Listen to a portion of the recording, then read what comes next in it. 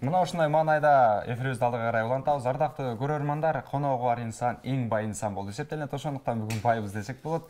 Албетте биздин куттуу студиябызга конокторубуз келген. Анда тааныштырып өтсөм, Кестеш.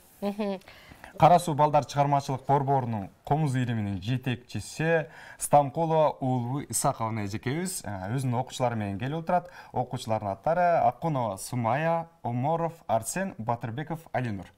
Кош келиңиздер. Кандай келип алдыңыздар эжеке? Маанайыңыз жакшыбы эжеке? Келе жаткан майрамыңыз менен мыкты эжеке, да ушул аталган Кара суу райондук балдар чыгармачылык борборунда жалпы эле эмгектенгениңизге канча жыл болду? Кара суу балдар чыгармачылык борборунун эмгектенип бери 35 жылдан бери комуз иримин жетектеп келатам. Андан бери көптөгөн балдарды ушундай комузга, улуттук комузду үйрөтүп балдарга эмгегимди берип жүрөм. Мыкты. Маектин башында эле сиздерден чыгарма суранбайлыбы? Жигиттерденби же кызыгызданбы, Сумаяданбы? Даярдап келген чыгармалар. Сумаябы, кыздардан баштайлы. Сумая. Кимдин чыгармасын аткарабыз? Адамга адам керек деген чыгарма. Адамга адам керек, мыкты чыгарма. Кеттик.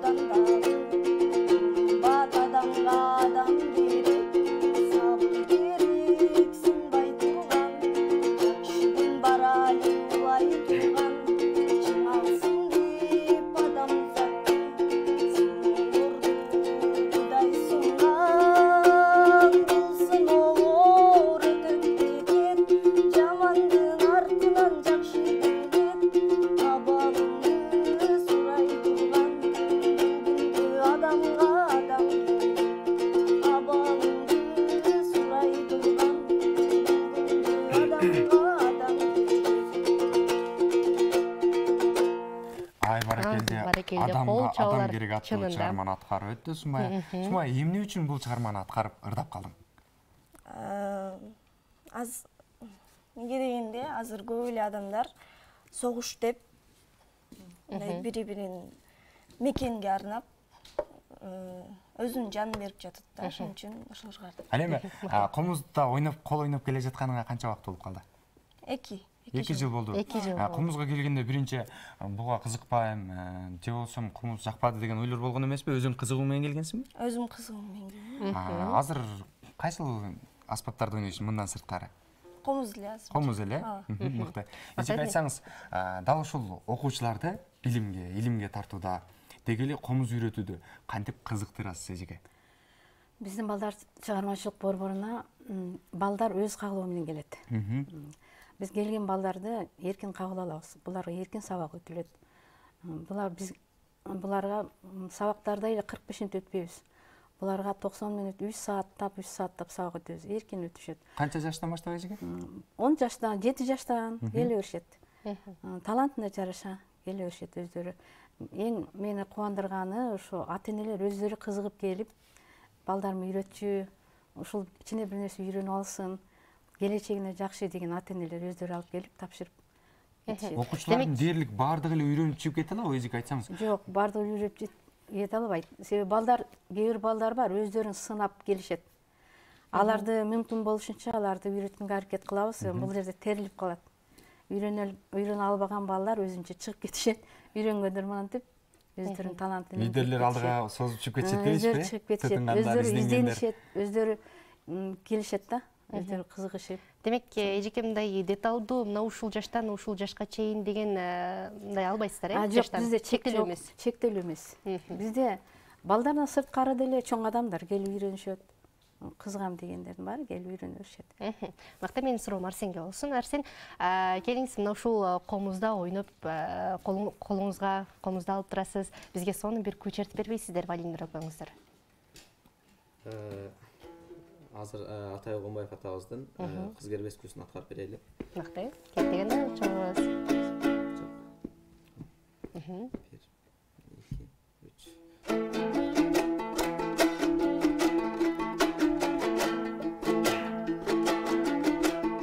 Barakalla.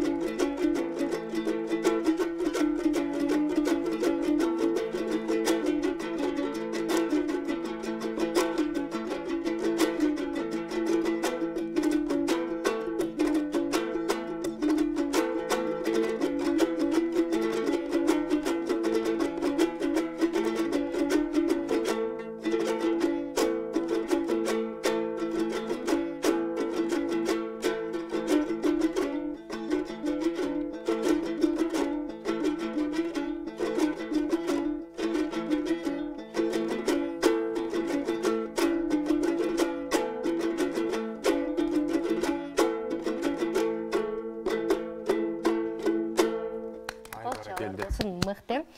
Дал ушул күйүнү канча убакытта үйрөнүп бүттүңүздөр? Туркан алып аласың. Кыз кербес күйсүн үйрөнүш оңой болбоду. Буга 3-4 ай деген убактыбыз кетти. Бага кайталап үйрөнүштөрүбүз менен. Дал ушул комуз ийримине катышканыңызга канча жыл болду өзү? 1 жылдан ашыгыраак убакыт болду. Канча күй үйрөнө алдыңыз? Ал 5-6 күдү, 5-6 кү. Мактайм. Музыканын тилинде бул таза ойносоң фальш деп айтылат. Бул фальш звуктардын убактысын кантип иштеп отуруп жой аласыз? Буга көбүрөөк бизде мугалимибиз көбүрөөк кайталагыла дейт эле багы. Колдорду үйрөткүлө, багы баскан жерлерде ар бир эмесин баса турган нотасын так баскала деп ар бир катабызды оңдоп, аркабыздан ошого үйрөтөт да. Канча жашыңызда келдиңиз эле да ошо комуз ийримине? 1 жыл убакыт алдын болсо. 15 жашымда. 15 жашыңызда келген учурда сиз биринчи комузду колго алып чертип баштаганыңызда колдоруңуз ооруп, мындай кыйынчылык жаратса керек, ошол учурларды айтып берсеңиз. Мен биринчи комузга келгенимде биздин мугалимибиз биринчи мугалимим Токтосонова Назира Калыковна, ошол мугалимге барганмын эжекеме. Барганымда биринчи очередь мен багы мөлмөлүмгө кызыкканым үчүн мөлмөлүмдү үйрөтүң эжеке деп барганда ал жөн эле отургузуп туруп башка эле эмеге үйрөтүп койгон күүгө. Анан ошодон кийин баштап кеттим. Комуз чертип атканда багы колдорум биринчи келбеди.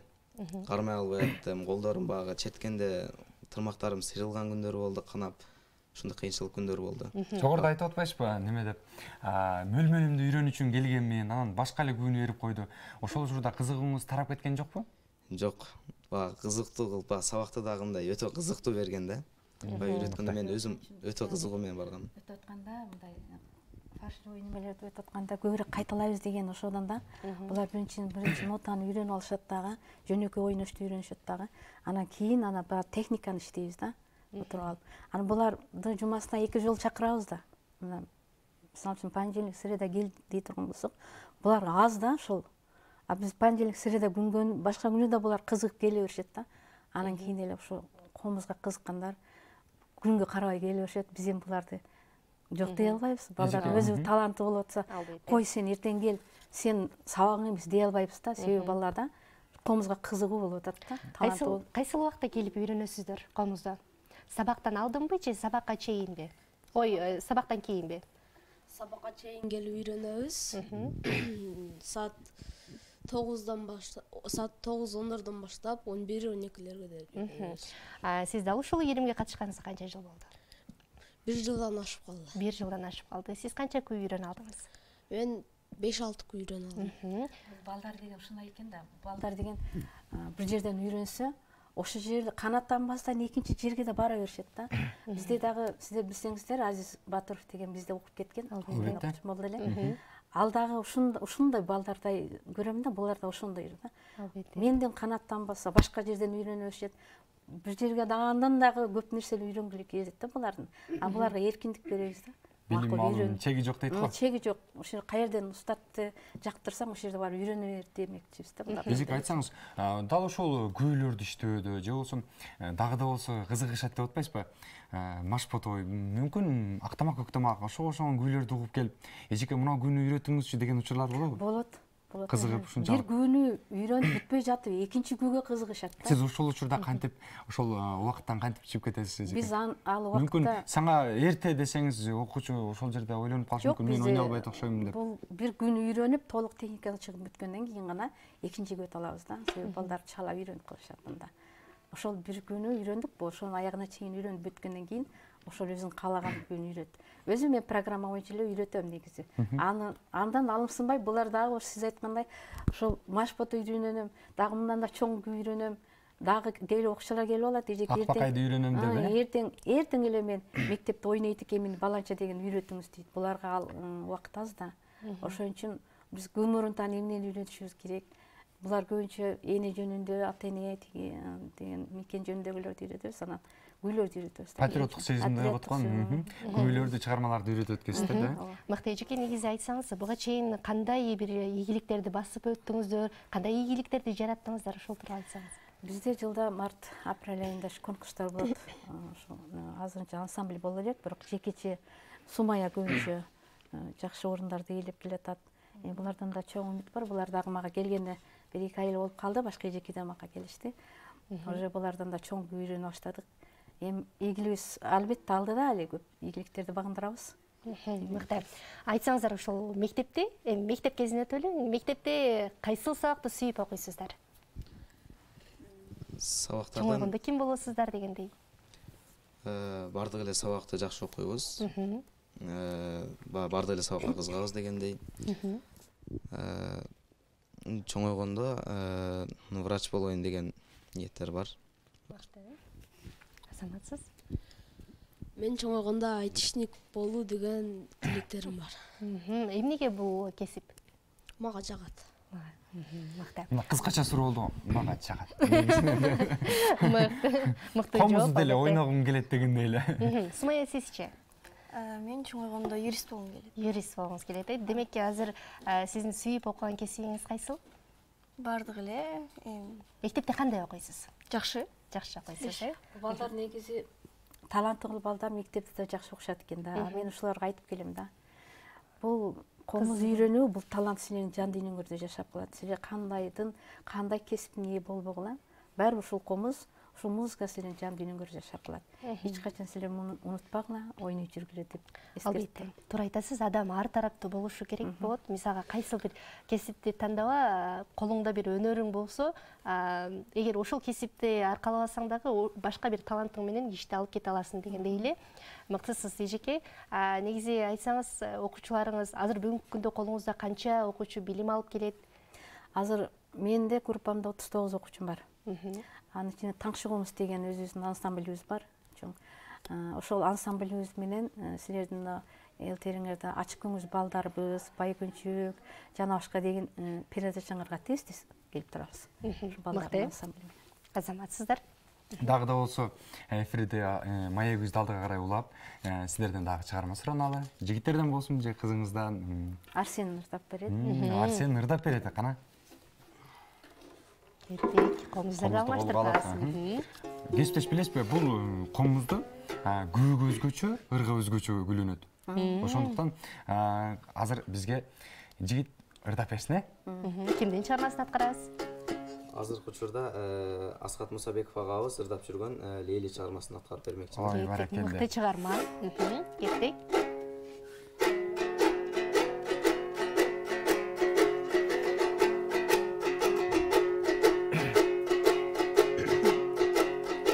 Арнаймын сага ырымды Лейлиң, айтайын болгон сырымды Лейли. Арналган алтын белегим ушул, ардактап туткун мунумду Лейли. Жодура банча кадала Лейли, жүрөгүм дезип караба Лейли. Жүзүмдөй болуп мөлтүрөп бышкан, жүзүңдөн жаным садага Лейлу.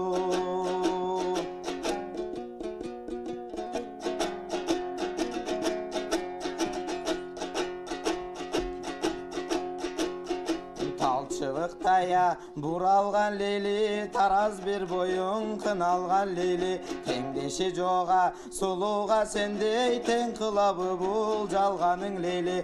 Кашкая тартып көлөсүң Лейли, канжарсыз толтом тилесиң Лейли. Кайгыңды тартып камоодо жүрөм, мунумду качан туясың Лейло.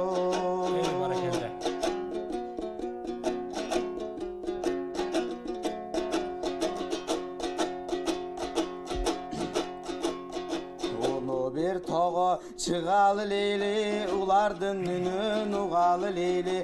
Уларча сайрайт чын ашык деген, ушуну дана туялы Лейли. Акчайы жибек жолукчан Лейли, алмалуу бактан жолуксак Лейли. Халкымың дана каңгыча жыттап, айыкпас дарттан солуксам Лейли. Халкымың дана каңгыча жыттап, айыкпас дарттан солуксам Лейло. Баракелде, мыкты аткаруу, мыкты эр десек болот. Айтсаң, трубканы алып аласың. Эмне үчүн Лейли? Дал ушул Лейли чыгармасын аткарып ырдап жүрөсүң, кызыгып бул чыгарманы ырдап жүрөсүң. Багы бул Лейли ыры бул дастан болуп айтылат. Анан мен көбүнчө багы ырларга караганда багы көбүрөөк мындай дастан айтканга кызыгам дагы, анан багы дастанга үнүм да жакшы келет да, анан ошол тараптан дагы. Мыкты. Кимдин дастандарын көбүрөөк мындай чертип бардайсыз? Мен Курманбек дастаны менен ушул Лейли дастаны. Мыкты. Мыктысыздар, азаматсыздар. Эжек айтсаңыз, ушул иримде конкурстарга, атайын сынактарга катышып келесиздер да. Дагы да болсо конкурстарга атайын өзүнчө ансамбль кылып же болсо өзгөчө күүлөрдү иштеп жаткан учуруңуздар барбы?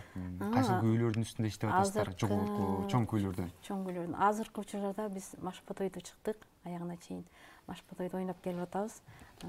Немени Кара өзгөй, азыр менен берилип ушу чогуу үйрөтүп аткан ушу Орозовдун Кара өзгөй деген күүсүн чыгарган атабыз. Азырынча техникасын иштеп атабыз. Дал ушул күүлөрдү үйрөтүүдө атайын жаңсоо кайрыктар менен иштеп, бул жерде мындай аткарыш керек. Автор негизи эле кыргыз эли комузду үйрөтүүдө же болсо комузга өзгөчө кыргыздын тарыхы катылган эмеспи? Жашоо турмушу мондой жерде мондой болот. Тарых боюнча тааныштырып өтөсүзбү? Күүлөрдү үйрөтүүдө. Албетте, комуздун ар бир тарыхы болот. Ар биринин авторунун тарыхтар болот. Комуздардын көбүнчө өзү деле ойногондо өзү деле байкап турат, баягы аттардын жүргөн дүбүрттөрү угулат дегендей сыяктуу. Ар бир күүнү карасак, ошонун тарыхтары бар, таанышып өтөбүз ар бирине. Таанышып өтөбүз. Алдыда кандай пландар бар эжеке? Мына ушул майрамдарга карата катайын бир иш пландар жүргүзүп 8 мартка карата ошо апама ыр белек деген конкурстарыбызды, концерттерибизди берген атабыз. Биздин балдар чыгармачылык борборунда ушу жыл аягында май айына келгенде отчеттик концерт беребиз. Ошондо балдардын эмгектерин баалап, грамоталар менен сыйлыктар менен баалап турабыз. Рахмат эжеке, сиздер аябагында мыкты маек куруп, балдардын талантын көргөз алдыңыздар деп ойлойбуз. Эжеке, бизге берилген, маекке берилген убакыт чектелүү болгондуктан сиздер менен коштошпойбуз. Кийинки эфирлерден дагы да болсо сиздерди күтүп калабыз. Ушундай таланттарды азыр сиздерге эркин микрофон болсун эжеке. Рахмат сиздерге дагы. Биз балдар менен тынымсыз ошол жерден келип байланышып турабыз. Телевидение менен, газеталар менен байланышып турабыз. Алар бизден да келип интервьюларды алып турат. Рахмат сиздерге дагы чыгармачылык ийгиликти каалап кетем. Кеч болсо дагы өтүп кеткен майрамыңыздар менен, мырзалардын майрамын куттуктап кетейин. Чыгармачылык ийгилик боло берсин. Силерге да ийгилик каалап кетем. Балдарга ийгилик, окууларына жакшы инсан болуп чоңой берсин. Сумая. Ата-энеңе, досторуңа, мугалимдериңе салам жолдойсуңбу? Мен өзүм эжекеме салам жолдойм, өзүм ата-энеме салам жолдойм. Досторума. Азаматсыз жигиттер? Мен өзүм ата-энеме, досторума, эжекеме, туугандарыма салам жолдоп келем. Азыр сиздерди көрүп жатышабы? Айтыңыздарбы, биз түз эфирге барабыз деп. Кимдер көрүп жатышат? Досторум айтканмын, ата-энеме айтканмын, дагы ошолорго айткам. Ал эми сизде? Ооба, азыр ата-энем көрүп атат. Салам жолдоп койбойсузбу? Баарыңарга салам, жалпы өзүм жердештериме салам. Мыкты, ушундай кыска нуска сонун каалоолор болду, салам жолдоолор болду. Чоң рахмат эжеке, биздин студиябызга келип ушундай кызыктуу маек куруп бергениңиз үчүн. Окуучуларыңыз дагы аябай сонун күйлөрдү, негизи эле сонун чыгармаларды аткарышат экен. Дагы да мына ушундай артыңыздан шакирттерди, мына ушундай мыкты окуучуларды тарбиялап жүрө бериңиз. Ишиңизге ийгилик, ар дайым ден соолукта болуңуз.